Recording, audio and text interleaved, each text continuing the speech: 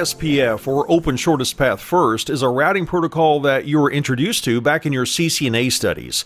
And in this video course, we're going to go even deeper into our discussion of OSPF. But before we do, let's make sure that we're comfortable with the fundamentals of OSPF. OSPF is a link state routing protocol as opposed to a distance vector routing protocol like EIGRP is a distance vector routing protocol. And OSPF is an open standard. And we used to say that EIGRP was proprietary. Cisco has now opened it up where other vendors can adopt EIGRP on their platforms. I guess only time will tell how widely accepted EIGRP is going to be with other vendors. But OSPF has always been an open standard. It's standardized by the IETF standards body. And one of the things we're going to be discussing is that OSPF can establish adjacencies with other routers.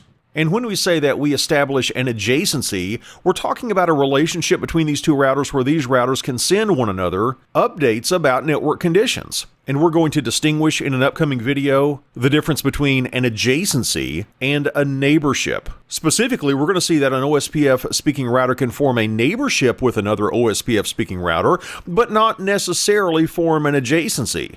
That might happen if we're on an Ethernet segment and we have multiple routers on that segment.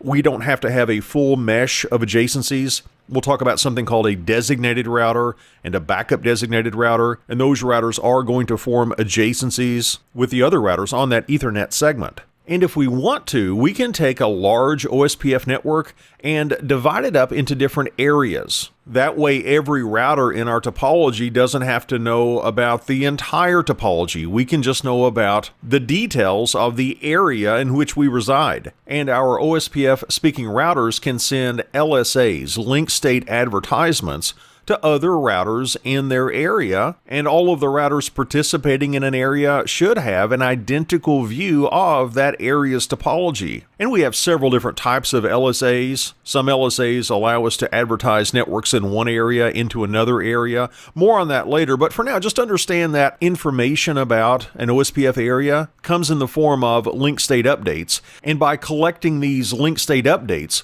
what an OSPF speaking router can do is construct a link state database based on these LSAs.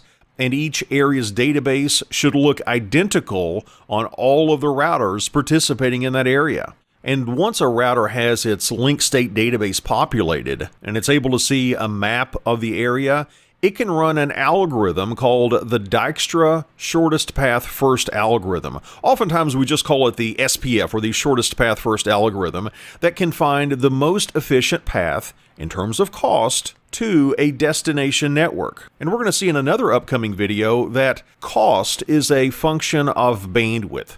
Unlike EIGRP, which by default looks at bandwidth and delay, OSPF is just going to be considering a bandwidth as it makes its calculation. And this Dijkstra algorithm is calculated for each area. So if we have a router sitting at the boundary of a couple of areas, it's got to run this Dijkstra algorithm for each of the areas. However, a router that's contained completely inside of an area only has to run the Dijkstra algorithm for that one area. And the final thing we want to talk about in this review video is how OSPF is going to attempt to inject what it considers the best path for a network into the router's IP routing table. You see, OSPF is going to populate something called the RIB, the Routing Information Base. This is a lot like the EIGRP topology table, and OSPF might say, here's the best path I know of to get to a specific network. Well, that entry in the RIB becomes a candidate to be injected into the router's IP routing table.